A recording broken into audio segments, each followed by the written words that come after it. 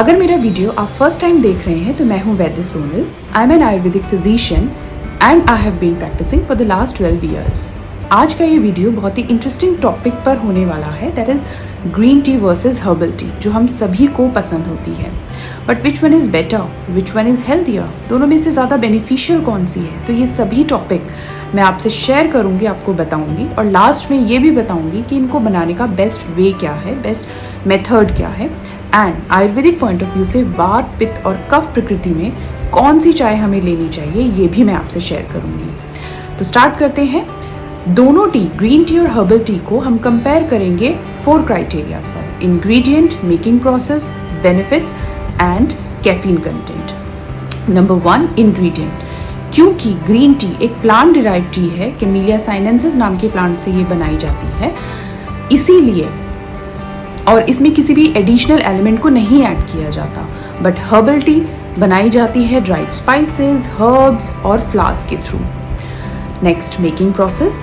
क्योंकि green tea एक plant derived T है, like black T, oolong tea, white T, इसीलिए ये बाकी टीज की तरह है। लेकिन इन दोनों में डिफरेंस क्या है? Green tea does not undergo oxidation at all, लेकिन जो ब्लैक टी है वो सबसे ज़्यादा ऑक्सीडाइज होती है। तो इनके मेकिंग प्रोसेस में डिफरेंस है। हर्बल टी हर्ब से बनाई जाती है, स्पाइसेस, फ्लावर्स और आपके हर्ब्स के थ्रू, तो इसमें कोई ऐसा प्रोसेस नहीं होता है। नंबर 3, इनका बेनिफिट्स। अगर हम बेनिफिट्स की बात करें तो क्योंकि ग्रीन टी एक प्लांट डिराइव टी है लाइक अदर टीज, तो इसमें कैफीन तो है, लेकिन क्योंकि ये ऑक्सीडेशन के प्रोसेस से नहीं होकर गुजरती है तो इसमें कैफीन की मात्रा बहुत कम होती है। हर्बल टी क्योंकि हर्ब से बनाई गई है तो इसमें 0 कैफीन है।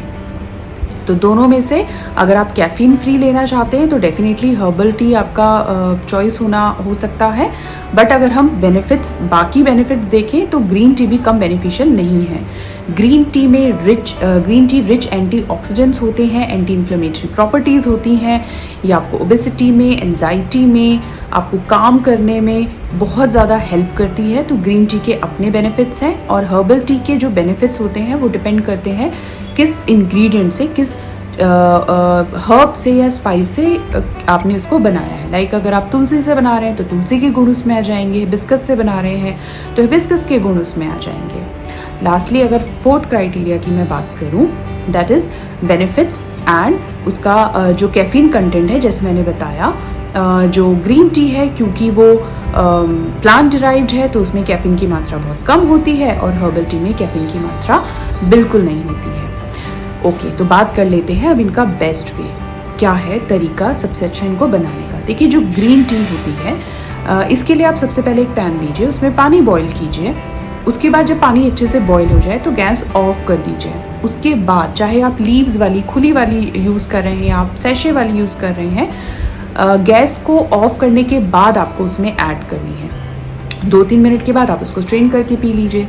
हर्बल टी की मैं बात करूं तो आपको जो भी हर्ब लेना है, लाइक अगर आप तुलसी की बना रहे हैं तो तुलसी के पत्ते आप ले लीजिए, 11 तुलसी के पत्ते। आप उसको पानी में बॉईल करिए, कम से कम 5 to 6 मिनट आपको उसको अच्छे से बॉईल करना है, क्योंकि जितना अच्छे से आप बॉईल करेंगे तो जो आपने डाला है, लाइक तुलसी आपने डाली है, उसका अच्छा सा जो अर्क है वो पानी के अंदर आएगा।